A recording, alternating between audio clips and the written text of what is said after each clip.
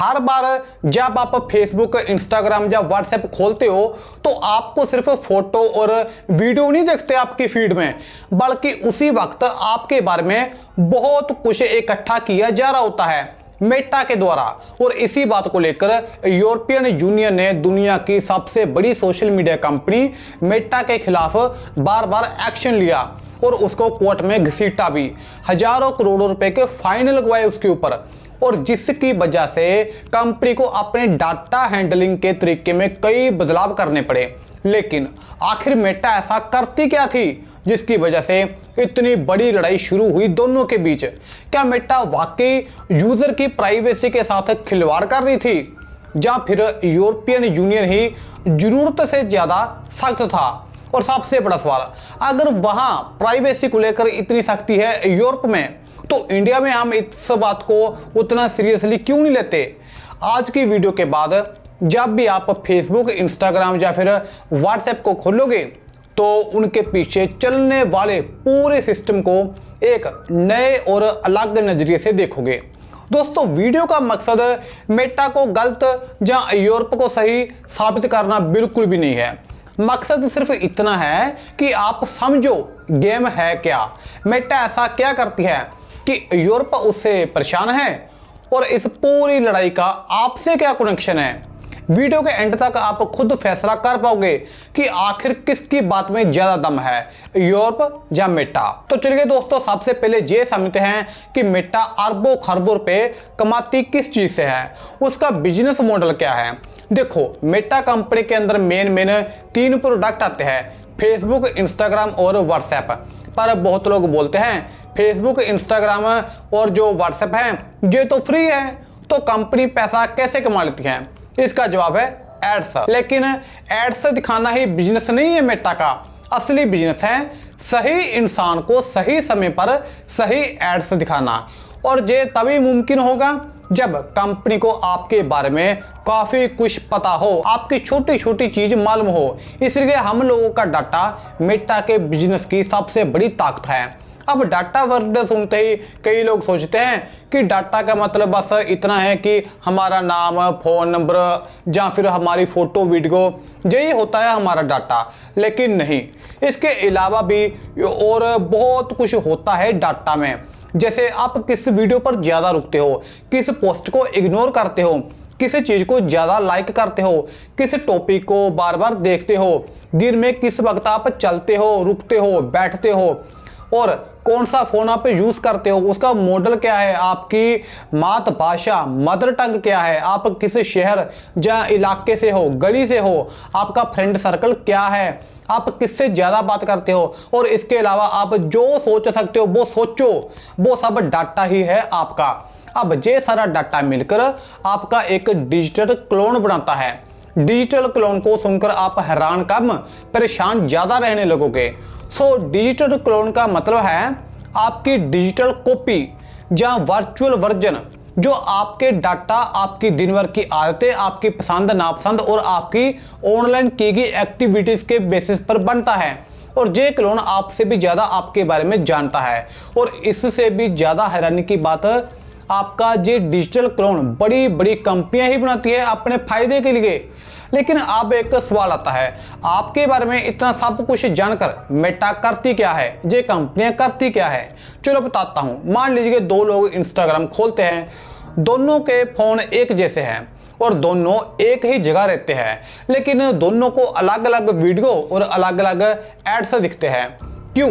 क्योंकि मेटा के पास सबका डिजिटल क्लोन अलग अलग है, और इसीलिए मेटा हर इंसान के लिए अलग अलग अंदाजा लगाता है अपनी एड्स दिखाने के लिए।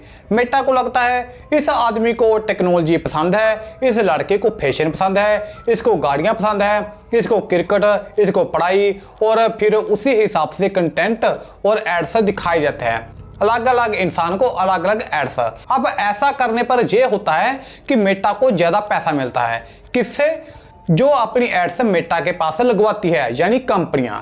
दोस्तों अब यहां तक सब सही है और आपको भी अब तक सब नॉर्मल लग रहा होगा कि कंपनी यानी मेटा आपका पर्सनल डाटा लेती है, उस डाटा से अपनी एड्स सर्विस चलाती है, फिर टारगेटेड इंसान को उसके एड्स दिखते हैं कंपनी के, जिस प्रोडक्ट में वो ज़्यादा दिलचस्पी रखता है। तो फिर यूरोपियन यूनियन को प्रॉब्लम किस बात से है कि वो मेटा को टाइम टाइम पर कोर्ट तक लेकर आता है। तो दोस्तों यूरोप को प्रॉब्लम है ये नहीं है कि मेटा पर्सनल डाटा ले रही है लोगों का, प्रॉब्लम ये है कि कितना डाटा लिया जा रहा है, किस वजह से डाटा लिया जा रहा है और यूजर को कितनी साफ साफ जानकारी दी जा रही है मेटा के द्वारा। यूरोप का कहना है अगर किसी कंपनी को आपका डाटा चाहिए तो वो सीधे और साफ शब्दों में बताए कि भाई हम आपका जे डाटा ले रहे हैं, आपके अंदर बाहर जाने तक का डाटा भी कलेक्ट कर रहे हम, उनको बताना जरूरी है। यानी यूजर को असली चॉइस मिले और सिर्फ उतना ही डाटा लिया जाए मेटा के द्वारा जितना वाकई जरूरी हो। और ये बात सिर्फ मेटा पर नहीं, सभी कंपनियों पर लागू है। लोगों की एक एक सेकंड की मूवमेंट का डाटा लेना जरूरी नहीं है, क्योंकि यूरोप प्राइवेसी को बहुत सीरियस चीज मानता है। उनका मानना है इंसान का पर्सनल डाटा उसकी प्रॉपर्टी की तरह होता है। जिस तरह कोई बिना पूछे घर में नहीं आ सकता, वैसे ही बिना वजह किसी का पर्सनल डाटा भी नहीं लेना चाहिए।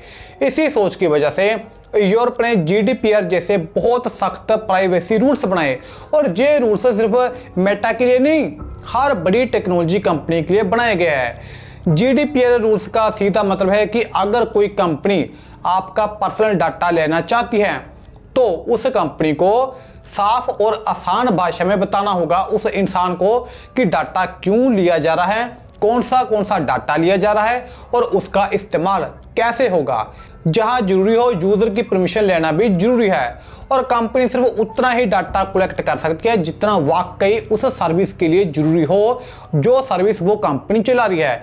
अगर कंपनी इन रूल्स को तोड़ती है तो यूरोप यूनियन बहुत बड़े फाइन भी लगा सकती है। इसलिए 2018 में जीडीपीआर लागू हुआ, लेकिन मेटा और यूरोपियन यूनियन के बीच ये टकराव एक दिन में शुरू नहीं हुआ। अगले कई सालों तक इन्वेस्टिगेशन चलती रही, लीगल डिसीजन आते रहे जाते रहे और इसी दौरान रेगुलेटर्स ने देखा कि मेटा का जो डाटा कलेक्शन मॉडल है ना, वो उनके प्राइवेसी रूल से हर जगह मैच नहीं कर रहा था, क्योंकि मेटा लोगों का ना एक एक मूवमेंट का डाटा ले रही थी। वो किधर जा रहे हैं, कहाँ बैठ रहे हैं, कब सो रहे हैं, कब खा रहे हैं, किससे बात कर रहे हैं, यानी कि हर एक सेकंड का डाटा मेटा लोगों का ले रही थी, वो भी उनको बिना बताए। तब जाकर इन्वेस्टिगेशन और सख्त एक्शन ने रफ्तार पकड़ी और जब इन्वेस्टिगेशन में कई जगह रूल्स का उल्लंघन पाया गया तो मेटा पर कई बार बहुत बड़े फाइन लगाए गए, कई पॉलिसी से बदलनी पड़ी मेटा को, कई जगह यूजर को ज्यादा ऑप्शन देने पड़े और कई फीचर्स में भी बदलाव करना पड़ा। यानी यूरोप सिर्फ वार्निंग नहीं दे रहा था, वो एक्शन भी ले रहा था मेटा के खिलाफ। लेकिन दोस्तों अब सिर्फ एक तरफ की बात सुनना भी ठीक नहीं होगा। इस सारे टकराव के बाद मेटा का कहना था अगर पर्सनलाइज्ड एड्स ना दिखाए तो फ्री सर्विस चलाना हमारे लिए मुश्किल हो जाएगा। कंपनी ये भी कहती है कि डाटा की मदद से ही यूजर को उनकी जो पसंद का कंटेंट होता है वो जल्दी मिलता है और फेक एक्टिविटी जितनी होती है उनको पकड़ना भी आसान होता है हमारे लिए। प्लेटफॉर्म तो बेहतर बनता ही बनता है। यानी मेटा के हिसाब से डाटा सिर्फ हमारे लिए पैसा कमाने का जरिया नहीं है, बल्कि सर्विस चलाने के लिए भी बहुत जरूरी है। तो दोस्तों मेटा वर्सेज यूरोप में असल लड़ाई डाटा की नहीं है, लड़ाई बैलेंस की है। एक तरफ मेटा कहती है डाटा के बिना सर्विस कमजोर हो जाएगी, यानी इंस्टाग्राम, एफबी और व्हाट्सएप फ्री नहीं मिल पाएंगे लोगों को। दूसरी तरफ यूरोप यूनियन कहती है सर्विस के नाम पर यूजर की प्राइवेसी कमजोर नहीं होनी चाहिए।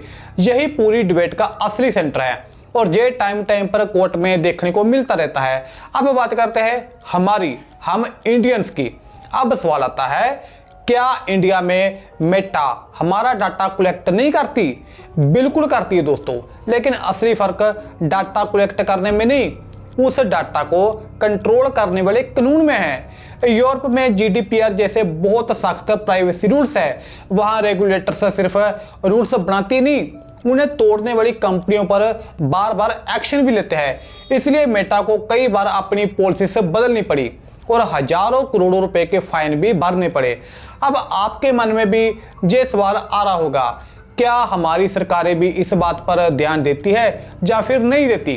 तो यहाँ भी डीपीडीपी एक्ट आ चुका है। डीपीडीपी एक्ट यानी digital personal data protection act 2023 है।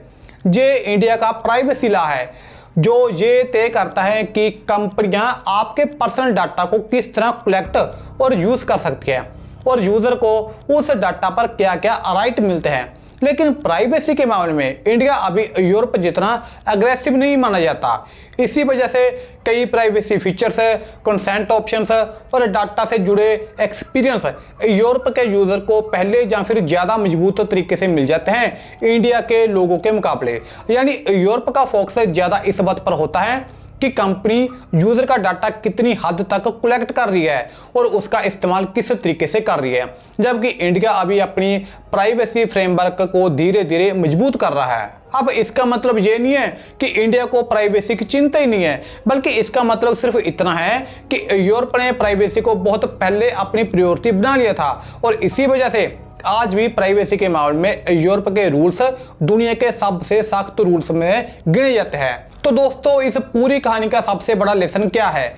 यूरोप या फिर मेटा नहीं है, बल्कि आप हो। यानी सबसे बड़ी गलती ये सोचना है कि मेरे पास छिपाने लायक कुछ नहीं है यार, मेरा डाटा लेकर आखिर क्या ही कर लेगी कंपनी, मेरी प्राइवेसी बहुत है, वो मेरे पास ही है, छोड़ो ये सब डाटा वाटा। तो दोस्तों, प्राइवेसी का मतलब कुछ छिपाना ही नहीं होता।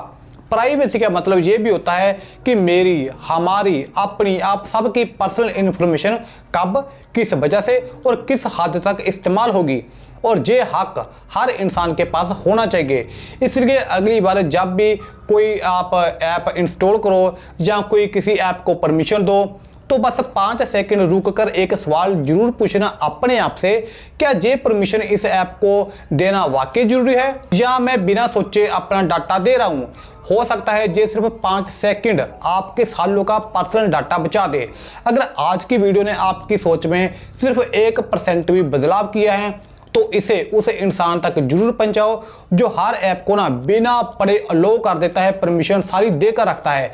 हो सकता है आपका एक शेयर उसकी सालों की प्राइवेसी बचा दे। और अगर आप टेक्नोलॉजी को सिर्फ चलाना नहीं बल्कि उसके पीछे छुपे हुए सिस्टम, बिजनेस और डिजिटल साइकोलॉजी को भी समझना चाहते हो कि ये सब चीजें कैसे काम करती है, तो अभी चैनल को सब्सक्राइब कर लो, क्योंकि यहाँ सिर्फ टेक न्यूज या फिर टिप्स नहीं मिलते, जहाँ हर वीडियो के बाद आप टेक्नोलॉजी को एक नए नजरिए से देखना शुरू कर दोगे। और जिस दिन टेक्नोलॉजी को समझना आपने शुरू कर दिया, उस दिन कोई भी ऐप, कोई भी कंपनी या कोई भी एल्गोरिदम आपको आसानी से मैनिपुलेट नहीं कर पाएगा। और दोस्तों, टेक्नोलॉजी तब तक पावरफुल रहती है जब तक उसके यूजर्स अनजान रहते हैं।